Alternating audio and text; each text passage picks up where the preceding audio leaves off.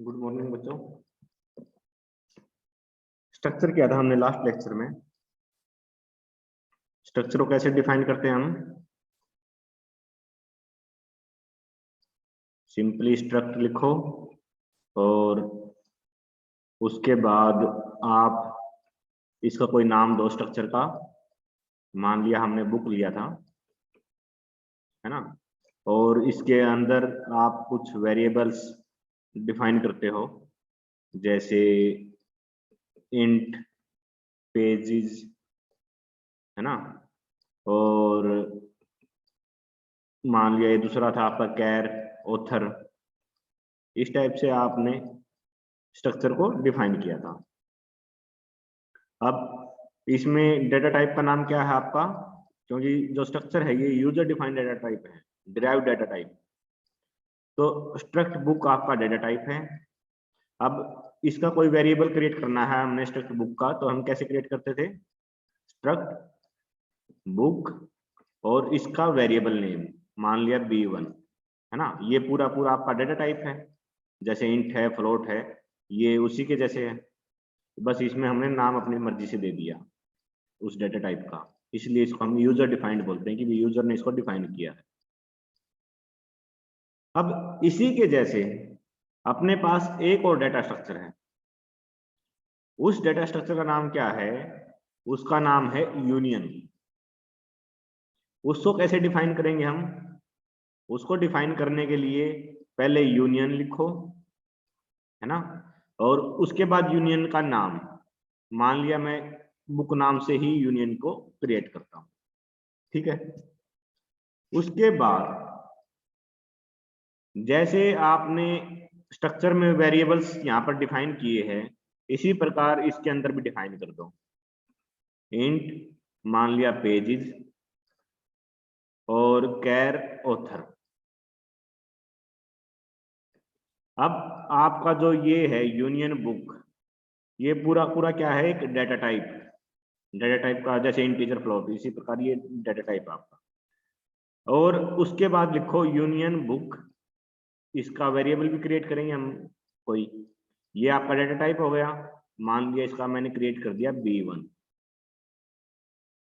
अब आपके मन में क्वेश्चन ये आ रहा होगा कि भाई दोनों की स्ट्रक्चर बिल्कुल सेम है, लुक वाइज दोनों सेम है, बस स्ट्रक्ट की जगह यूनियन आ गया, बाकी सारा का सारा एज इट इज है ना। दिख रही है चीज?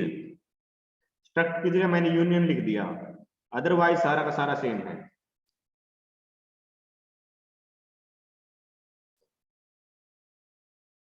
दिख रही है?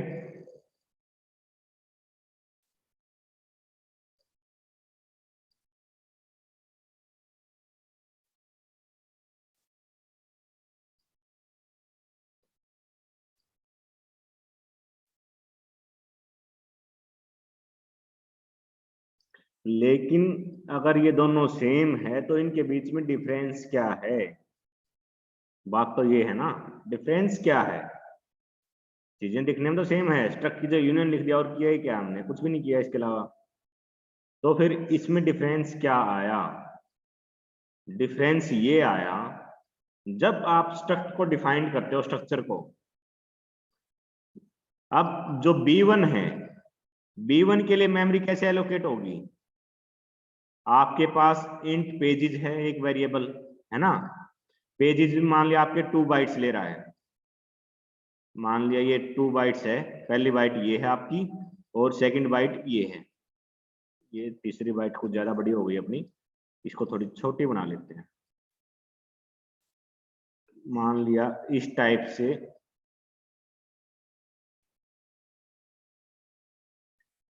अपने पास 3 सेक्शन कर लेते हैं इसको, क्योंकि देखो जो करेक्टर है ऑथर, ये आपका 1 बाइट लेगा, है ना। कैर का साइज अपना 1 बाइट है, तो ऑथर लेगा अपना 1 बाइट। ये मान लेते हैं कि भाई ये 1 बाइट है। और जो पेजेस है ये आपका इंटीजर है, ये 2 बाइट्स लेंगे, तो ये पूरा पूरा मैं ये 2 बाइट्स मान लेता हूँ, इन दोनों को 2 बाइट। और ये क्या है आपका? पेजेस। मतलब इन 2 बाइट्स के अंदर आपका पेजेस का जो भी रिकॉर्ड होगा वो स्टोर होगा। और जो लास्ट में हमने लिया ऑथर के लिए, उसमें ऑथर का रिकॉर्ड स्टोर होगा इस सेक्शन में, इस बाइट पे। तो पूरा जो B1 का जो साइज है वो कितना हुआ, 3 बाइट। 2 बाइट पेजेस के लिए, 1 बाइट आपका ऑथर के लिए। तो जो B1 है, B1 का जो साइज होगा वो होगा आपका 3 बाइट। इसमें किसी को डाउट?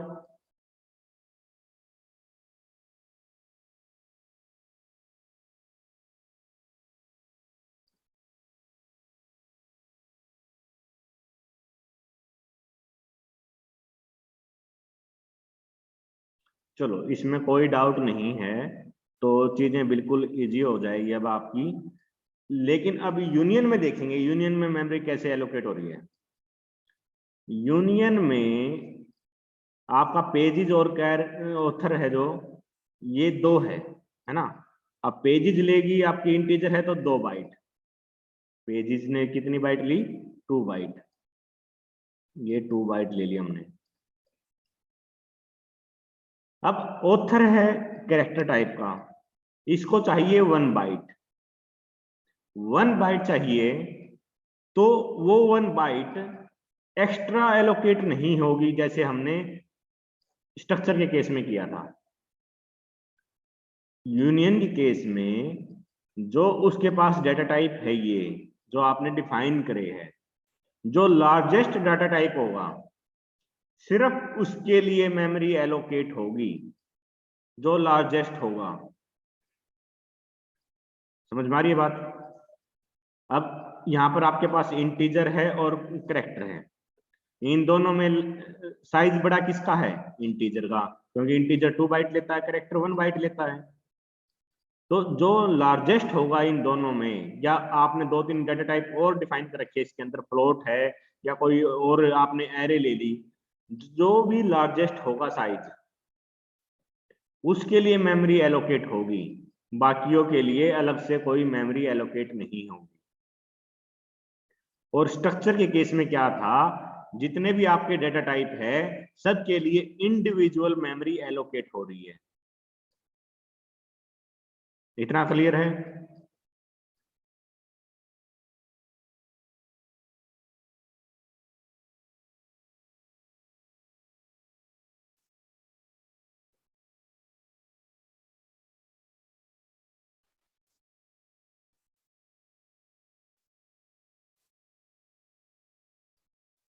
चलो, ये क्लियर है कि भाई स्ट्रक्चर के केस में जितने भी आपके वेरिएबल्स उसके अंदर डिफाइन करे हैं सबके लिए अलग से मेमोरी एलोकेट हो रही है। लेकिन यूनियन के केस में जो भी लार्जेस्ट साइज का डाटा टाइप होगा जो आपने डिफाइन किया है, उसके लिए मेमोरी एलोकेट होगी। ठीक है बात? लेकिन क्वेश्चन ये उठता है, ठीक है भैया आपने पेजेस के लिए तो मेमोरी एलोकेट कर दी, पेजेस तो आपने उसमें स्टोर कर दिया। अब जो ऑथर है, जो कैर टाइप का आपके पास ऑथर है, इसको भी तो कहीं स्टोर करना है, ये कहाँ स्टोर होगा, है ना? क्वेश्चन तो है, देखो आपने डिफाइन किया है पेजेस और ऑथर, 2 वेरिएबल्स आपने इसके अंदर डिफाइन किए यूनियन के अंदर, तो कहीं ना कहीं स्टोर तो करना पड़ेगा, तभी तो आप उसकी वैल्यू को रिट्रीव कर सकते हो। अगर आपने कहीं उसको स्टोर ही नहीं किया तो उसकी वैल्यू को रिट्रीव कैसे करोगे? बात समझ में आ रही है? स्टोर तो कहीं ना कहीं करना पड़ेगा हमें। अब स्टोर कैसे करेंगे उसको? मेमोरी तो एलोकेट हुई है सिर्फ जो लार्जेस्ट डाटा टाइप आपके पास जो आपने डिफाइन किया है उसके लिए। अब बाकी जो छोटे छोटे डाटा टाइप आपके जो आपने डिफाइन करे हैं, उन चुन्नू मुन्नू का क्या होगा? उन चुन्नू मुन्नुओं को भी हम जो आपने ये एलोकेट की है इसी में स्टोर करवाएंगे। अब जैसे कैरेक्टर को 1 बाइट चाहिए, तो 1 बाइट वो ये वाली ले सकता है या ये वाली ले सकता है, depending upon the compiler and आपका ऑपरेटिंग सिस्टम का मेमोरी एलोकेशन का क्या तरीका है उसके ऊपर।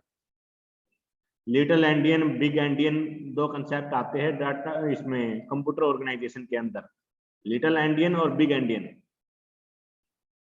वो जब आप ओपन होंगे तो उसमें आप डिटेल में देख लेना।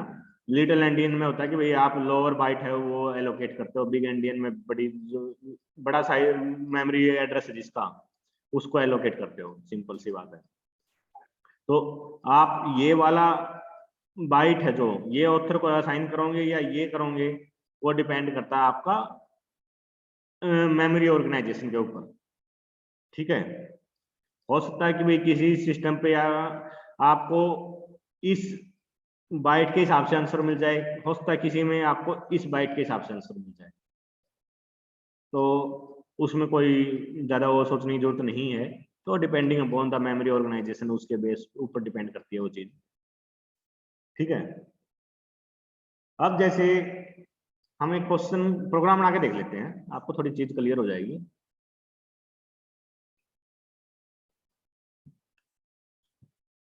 मान लिया मैं लेता हूँ hash include studio.h,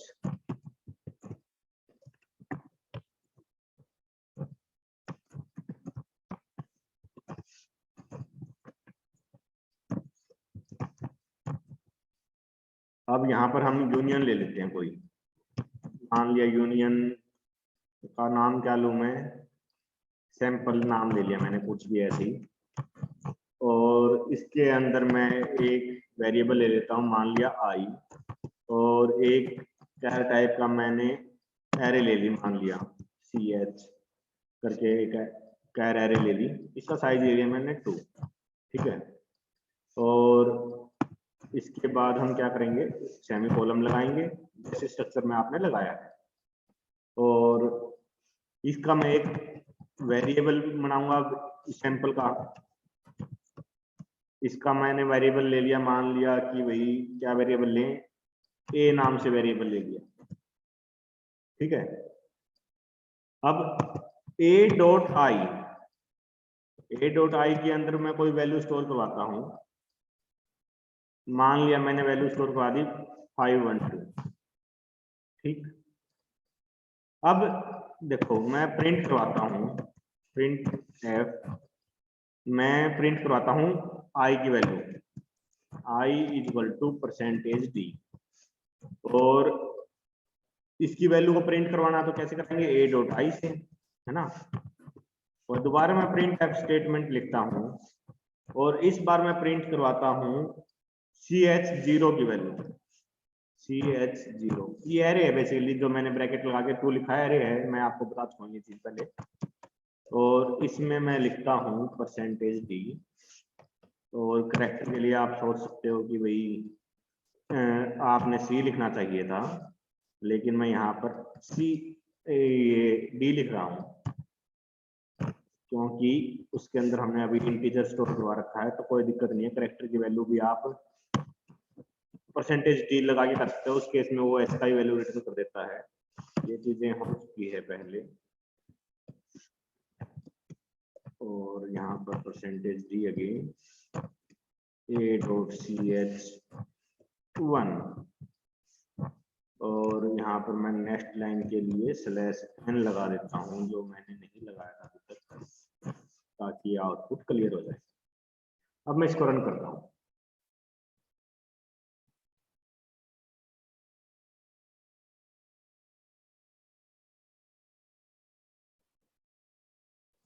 output I है आपकी, आई की वैल्यू 512, ch0 इसकी वैल्यू आई 0, ch1 इसकी वैल्यू आई 2, ch0 और ch1 इसकी वैल्यू कोई आपने दी तो नहीं थी, लेकिन फिर भी इसकी आउटपुट तो आई है।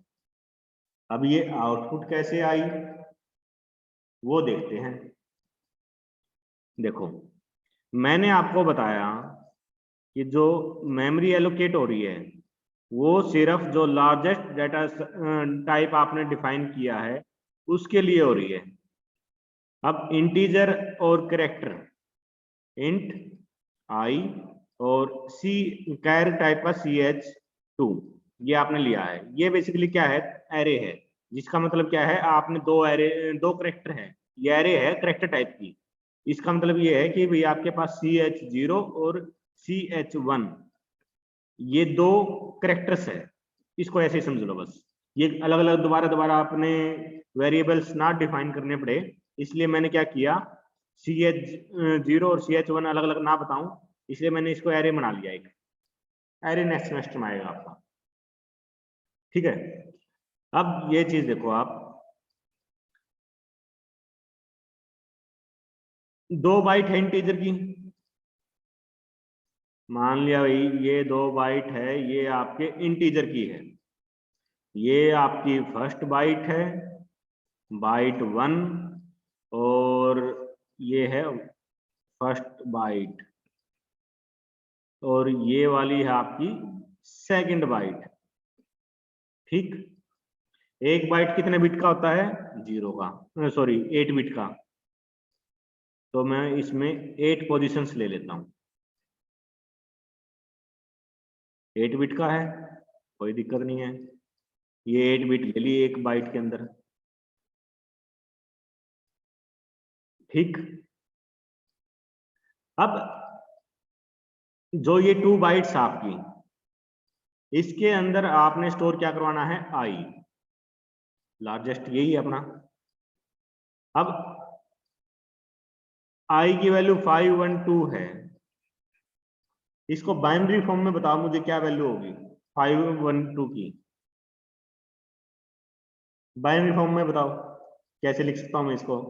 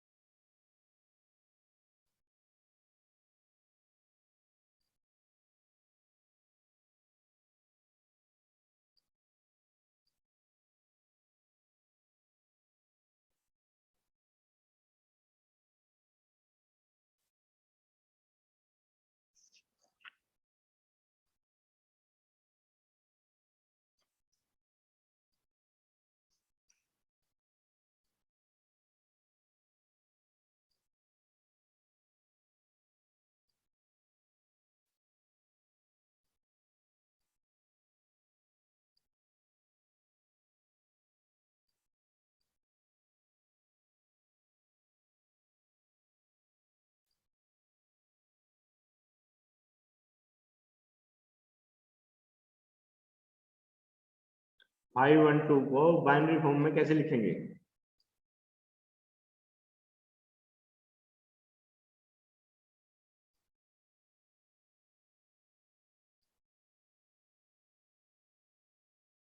गलत बताया अभी तक बच्चों ने।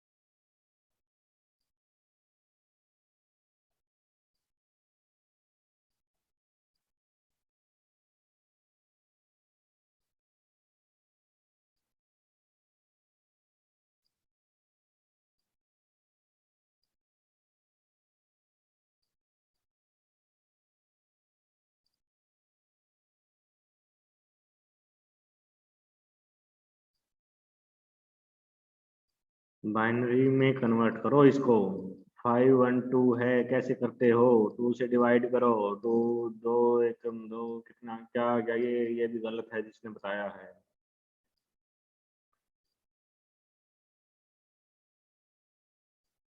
ऐसे ही करते हो।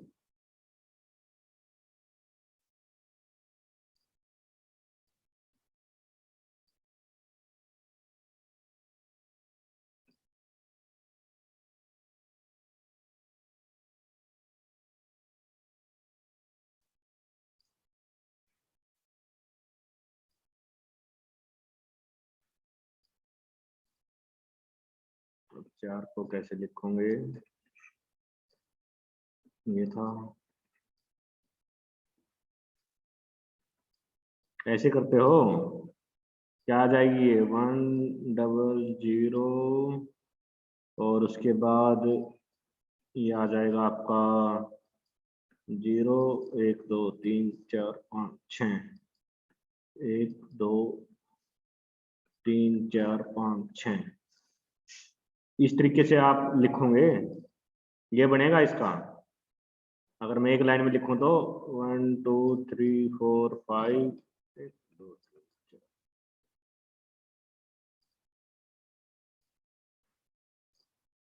तो आंसर तो गलत है आपका, शॉर्टकट तो बताया था।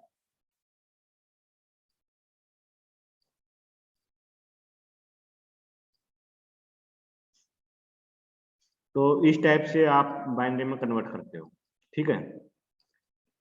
अब इसको इस पे रिप्रेजेंट कर लो, 0 0 0 0 0 0 0 0 0, कितनी होगी 8 जीरो, और इसमें कितने जीरो है 3 6 9, 8 जीरो हो गई, और 0 1, आगे कितने जीरो लगा लो कोई मैटर करता नहीं, क्योंकि 2 बाइट हमने पूरी एलोकेट करनी है, ठीक है। अब ये देखो,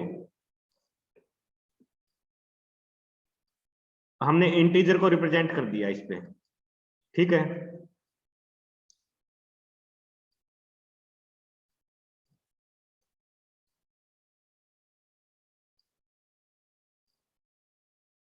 नौ जीरो है इसमें,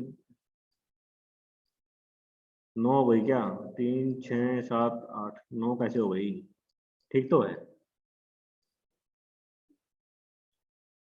अच्छा गलती से लगी होगी, कोई बात नहीं, इतने तो आप भी ठीक कर लो, एक कम कर लो।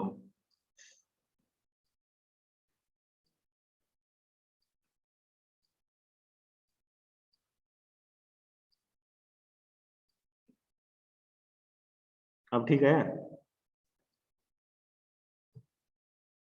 तो अब CH0 और CH1 भी इसी जो मेमोरी आपने इंटीजर के लिए एलोकेट करी है, इसमें ही एलोकेट होगा वो भी, करेक्टर भी। तो CH0 है जो, वो हम राइट वाला रखें या लेफ्ट वाला रखें, CH1 के लिए लेफ्ट वाला रखें या राइट वाला, वो डिपेंड करता है आपका मेमोरी ऑर्गेनाइजेशन के ऊपर, है ना। मैं आपको पहले बता चुका हूं। अब अपना जो सिस्टम है, जिस सिस्टम पे मैं रन कर रहा हूं, उसमें क्या है, CH0 की वैल्यू 0 आई है। इसका मतलब क्या है, अगर मैं इस बाइट की वैल्यू निकालूं डेसिमल में, क्या वैल्यू आएगी 0। इसका मतलब क्या है, CH0 को मैंने राइट वाला जो बाइट है ये वाला एलोकेट हुआ है मेरे सिस्टम पे, ठीक है। और CH1 को हमारा जो लेफ्ट वाला बाइट है, फर्स्ट बाइट, ये असाइन हुआ है, क्योंकि CH1 की वैल्यू आपकी 2 आई हुई है। अब इस बाइट का वैल्यू निकालो आप, क्या वैल्यू आएगी 2 आएगी, है ना। 10 है, 10 को डेसिमल में कन्वर्ट करोगे तो 2 आएगा आपका आंसर। ये बात समझ में आ रही है कैसे हुआ है, कैसे आउटपुट आई अपनी।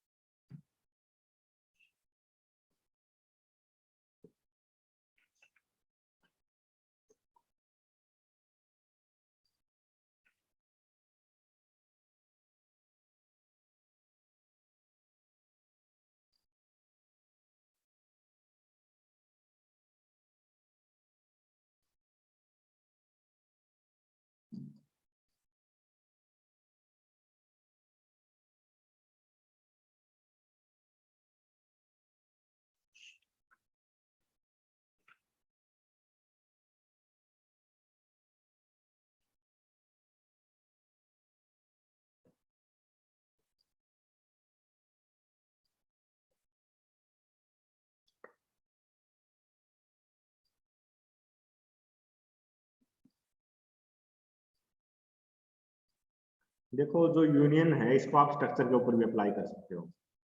जैसे आपने एक स्ट्रक्चर ले लिया, मान लिया स्ट्रक्चर ए, ठीक है, इसके अंदर आपने कुछ वेरिएबल्स ले लिए। ऐसे ही आपने स्ट्रक्चर बी ले लिया, स्ट्रक्चर बी, इसके अंदर भी आपने कुछ वेरिएबल्स ले लिए। अब मान लिया यूनियन लेते हो आप, यूनियन ले लिया मैंने जेड, और इसके अंदर मैं ले लेता हूँ स्ट्रक्ट ए, और इसका वेरिएबल ले लिया, मान लिया मैंने एक्स, स्ट्रक्ट बी, और इसका वेरिएबल ले लिया, मान लिया मैंने वाई, ठीक है। तो इस केस में क्या होगा, स्ट्रक्चर ए में कुछ वेरिएबल्स होंगे 2 3 4 जितने भी हैं, बी में कुछ होंगे, और ये सब मैंने ले लिए यूनियन के अंदर। इनका वेरिएबल्स क्रिएट कर लिया यूनियन के अंदर। अब यूनियन में मेमोरी किसके लिए एलोकेट होगी? इन दोनों में जो बड़ा स्ट्रक्चर है उसके लिए, है ना? ये बात समझ में आ रही है? अपने पास तो ये एक डाटा टाइप है, ये एक डाटा टाइप है, ये एक डाटा टाइप है, क्यों? और इन मेमोरी किसके लिए एलोकेट करते हैं? जो बड़ा डाटा टाइप है उसके लिए। तो स्ट्रक्चर ए और स्ट्रक्चर बी में जिसका साइज बड़ा होगा उसके लिए मेमोरी एलोकेट कर देंगे हम। समझ में आ रही है बात?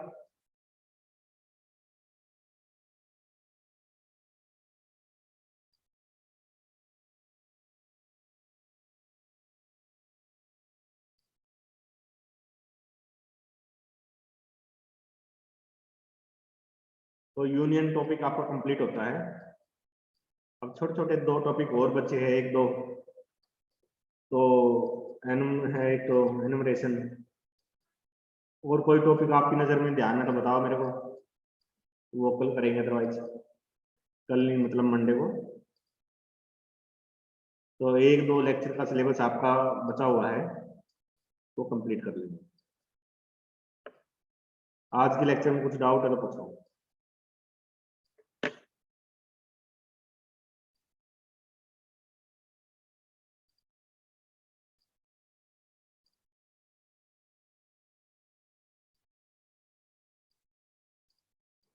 आप तीनों को इंट ले सकते हो बच्चे, कोई दिक्कत नहीं है। मैंने तो समझाने के लिए वो अलग अलग डेटा टाइप ले लिए। रिक्वायरमेंट एक जैसे रखने की है तो एक जैसे रख लो, कोई दिक्कत थोड़ी है उसमें। वो तो रिक्वायरमेंट के बेस पे ऊपर है। मैंने समझाने के लिए तीनों ले ली the variable, structure, int, float.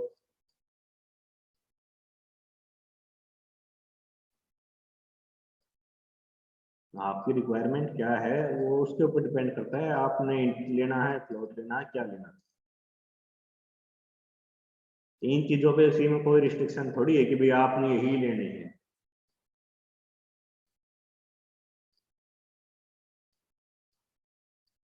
अब मैंने